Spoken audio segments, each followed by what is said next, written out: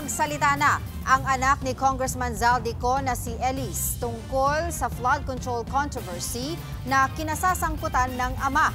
Nakikisimpatya raw si Elise sa mga tumitinding kontra korupsyon o tumitindig kontra korupsyon. Kaisa raw siya ng mga ito.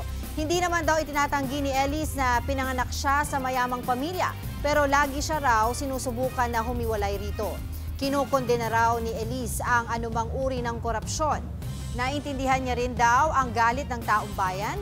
Hiyang-hiya raw si Elise at gusto niya lang daw lumabas ang katotohanan.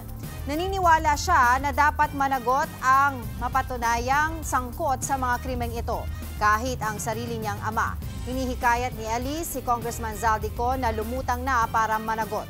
Kung itakwil man daw siya ng kanyang pamilya dahil sa pagsasalita, tatanggapin niya raw ito kaysa panooring nagdurusa ang milyong-milyong Pilipino dahil sa mga ginawa ng ama.